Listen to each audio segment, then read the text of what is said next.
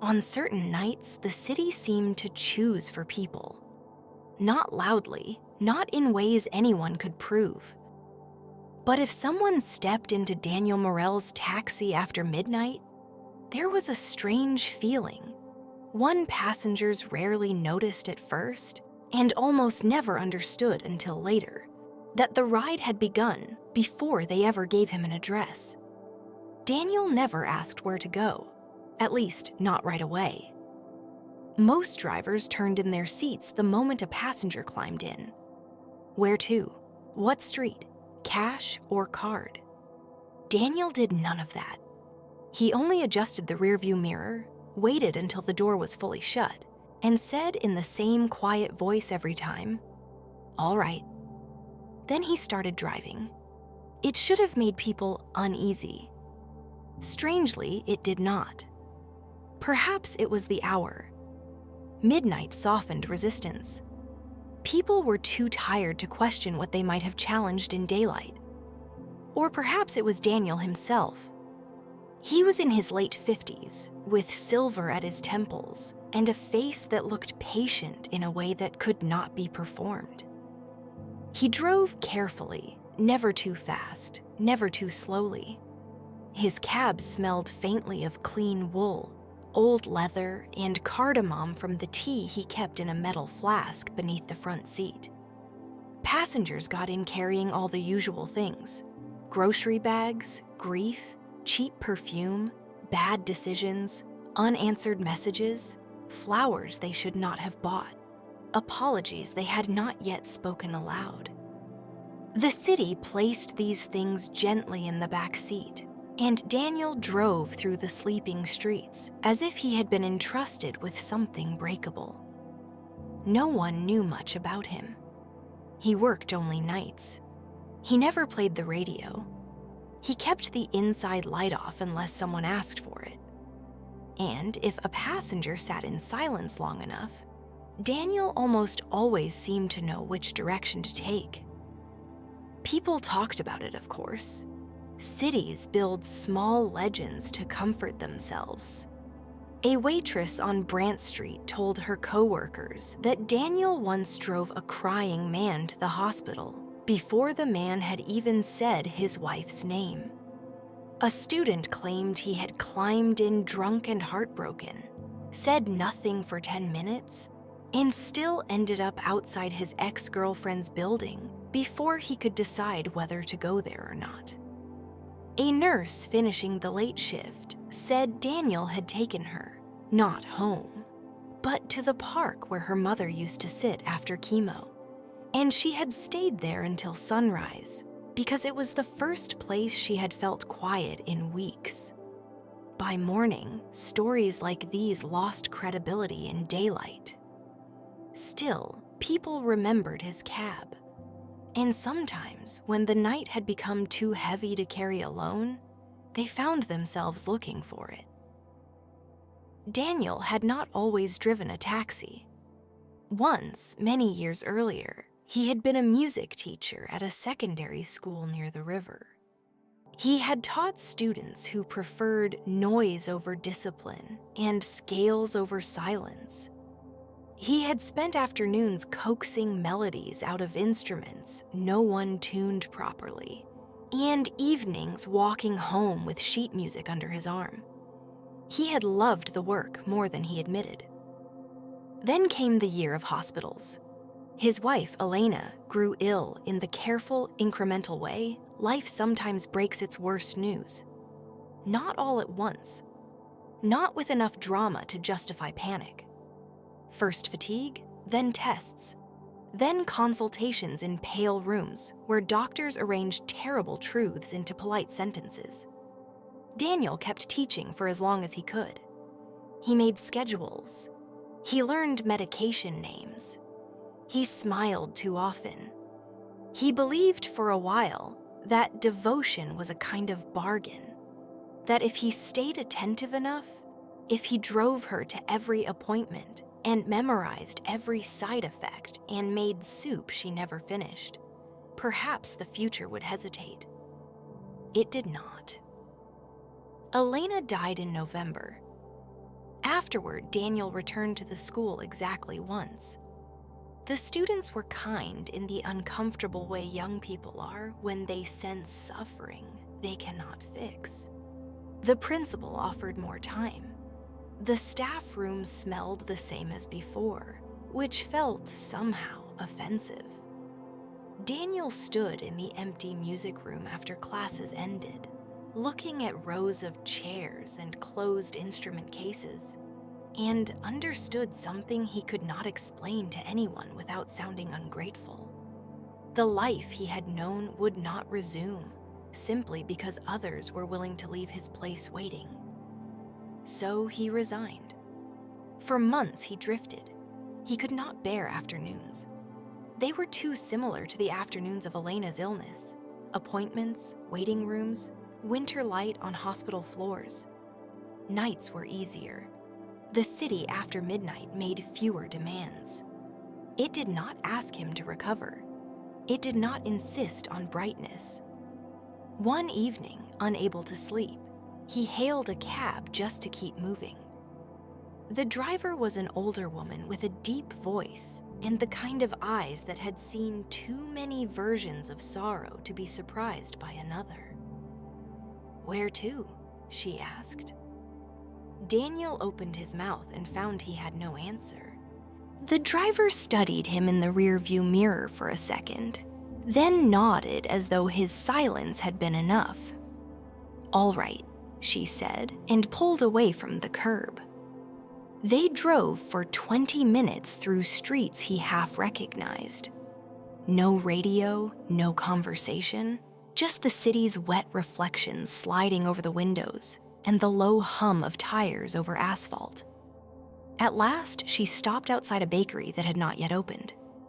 Across the street stood a bench beneath a street lamp. Elena had loved that bench. They used to sit there in early spring with paper cups of coffee, watching the first buses shudder awake. Daniel stared through the windshield. "How did you know?" he asked. The woman shrugged.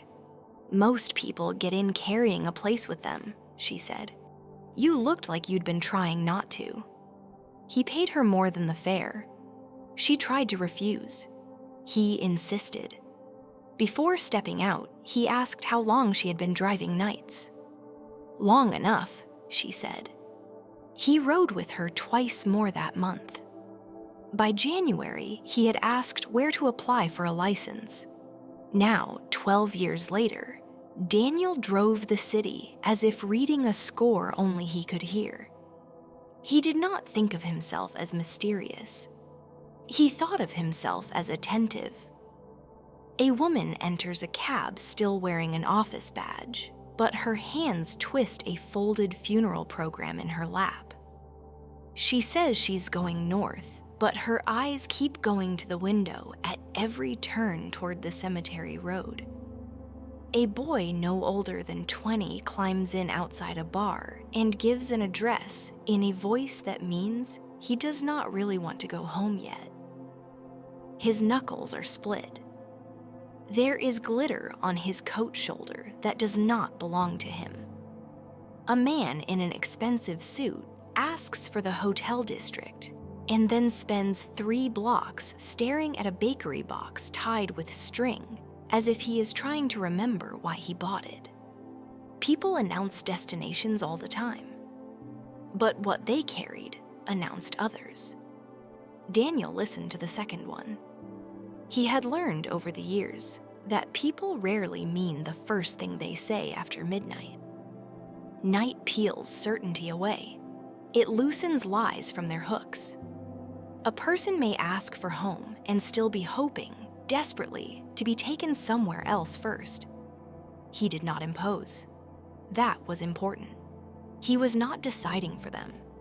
He was only delaying the question, allowing the city a few blocks to reveal what daylight concealed.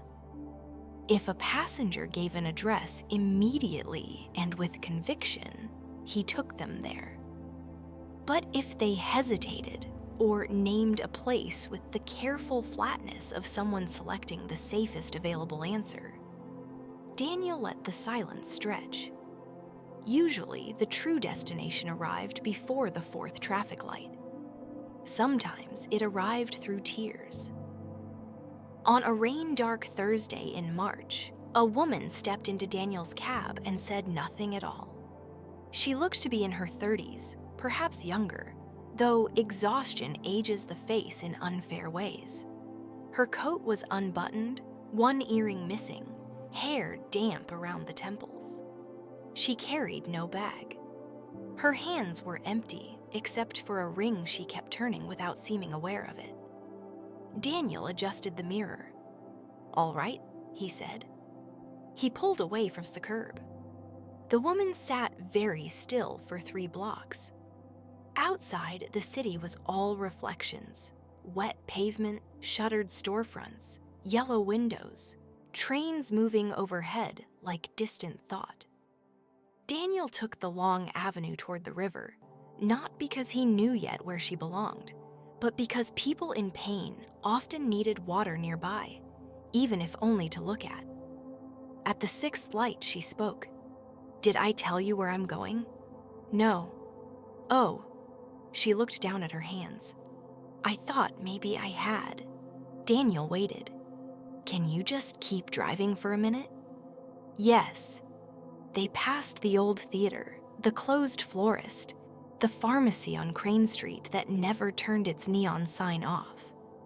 The woman leaned her head lightly against the glass. "I left my own engagement dinner," she said. Daniel did not react. "Not dramatically," she added, almost apologetic. "I didn't throw anything. I didn't make a scene. I just stood up while his aunt was talking about centerpieces, and I suddenly couldn't breathe." The windshield wipers moved in a steady rhythm. "Do you want to go home?" Daniel asked. She laughed once, softly. "I'm trying to figure out which home that means." They rode in silence a little longer. At the next corner, Daniel signaled left. The woman sat up. "Where are we going?" "There's a cafe near the river that stays open late," he said. "You can tell me to turn around." She looked out through the rain. "No," she whispered after a moment. "Keep going." The cafe was small and warm and nearly empty at that hour. Daniel stopped beneath the awning. The woman did not reach for the handle immediately. "How did you know I didn't want to go back there?" she asked. Daniel considered the question. "You got in like someone who had just escaped," he said, "not like someone who was trying to arrive." She closed her eyes briefly. Then she smiled, a tired, broken, grateful smile, and stepped out into the rain. She did not ask for his name. He did not ask for hers. Some nights, anonymity is part of the mercy. Near dawn, after dropping off a baker in the East District, Daniel parked beside the river and poured himself tea from the flask. Steam rose against the windshield, blurring the city into softness. This was the hour Elena had always loved best, the thin place between last night and first morning, when the world looked briefly undecided. He still spoke to her then, not aloud, not always in full sentences, just enough to acknowledge that grief had changed shape, but not citizenship. It still lived with him. It simply no longer made all the decisions. A knock on the passenger side window interrupted him. Daniel looked up. An elderly man stood there in a dark overcoat, holding a violin case. Daniel unlocked the door. The man climbed in slowly and set the case on the seat beside him with more care than his own body. "Station," he said, then looked down at his gloved hands. "No, not yet." Daniel nodded and eased back into the street. They drove west. After several minutes, the man said, "I haven't played in 17 years." Daniel glanced briefly in the mirror. "Why tonight?" The man smiled without humor. "Because I found the case in my daughter's attic this afternoon, and I was ashamed of how quickly I closed it." Outside, dawn thinned the darkness into blue. "My wife used to sit in the front row when I played," the man continued. "Even when there were 12 other seats empty. Said music sounded different when it knew who it belonged to." Daniel took the next turn toward the conservatory district, where a small chapel stood beside the old music school. The chapel opened early for cleaners, and, now and then, for people carrying impossible tenderness. The man recognized the street before they arrived. "I didn't say this place." "No. You've been here before?" Daniel smiled faintly. "Many times." The man touched the violin case, then the door handle. "Do you think," he asked, "that a thing can forgive you for not touching it?" Daniel thought of pianos left closed, names left unspoken, calls left unanswered, the dead waiting nowhere and everywhere. "I think," he said carefully, "that some things are relieved simply to be remembered." The old man sat very still at that. Then he nodded, paid the fare, and stepped out into the first blue light of morning with the violin case held close against his side. Not every ride was profound. Daniel drove airport runs, hospital discharges, drunk accountants, tourists who had chosen the wrong neighborhood, women carrying birthday cakes, men carrying lilies, teenagers pretending not to be afraid. But even on ordinary nights, he noticed the same truth repeating itself in smaller forms. People often entered a cab because they did not want to choose alone. A taxi at midnight is a temporary confession, a moving room, a place where the city outside can think on your behalf until you are ready to speak. Daniel understood that better than most. He had once needed the same mercy. That was why he never asked right away. He knew how long it can take a heart to form a destination honestly. One summer night, years after his first ride with the older woman who changed the shape of his life, Daniel saw her again. She was standing outside a convenience store at 1:15 in the morning, arguing gently with a broken umbrella. Older now, slower in the shoulders, but unmistakable. He pulled over. She peered in through the passenger window, then broke into a laugh. "Well," she said, climbing in, "either I'm dead or you are." Daniel smiled. "Where to?" She settled into the seat and looked at him sidelong. "Look at that," she said. "You ask now." "Only because I already know." "Do you?" He pulled away from the curb. "Yes," he said. "The bakery bench." She gave him an approving look. "Good. I would have been disappointed if grief made you sloppy." When they reached the old bench by the bakery, the city had gone almost entirely still. She did not get out right away. "You learned," she said quietly. "You taught." "No," she corrected. "I only drove. You paid attention." Daniel rested his hands on the wheel. Through the windshield, the bench waited under its patient street lamp. "Do people still need it?" she asked. "The bench?" "The ride." He thought of the woman from the engagement dinner, the violin case, the nurse, the student, the man with the bakery box who had finally asked to be taken to the maternity ward instead of the hotel. "Yes," Daniel said. "More than ever, I think." The older woman nodded. "Good," she said. "Cities need at least one place where people can be wrong before they're honest." Then she opened the door and stepped out. Daniel watched her sit on the bench beneath the light, looking not lonely, but precisely where she meant to be. He drove away without saying goodbye. Some people belong to the road only long enough to point out its shape. By morning, the city would forget him again. That was part of the work, too. Daniel's cab moved through the hours after midnight, like a small lit vessel carrying people between versions of themselves. They climbed in with one story and climbed out with another, or with the first true sentence of it. He never kept names if he didn't need to. Never asked for explanations better suited to silence. He only drove, listened, turned when the hidden destination made itself known. And if a passenger sat in the back seat too long without speaking, Daniel did what he had always done.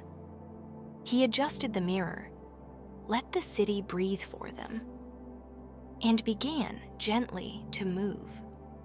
Because some people do not need someone to tell them where to go. They only need someone kind enough not to ask too soon.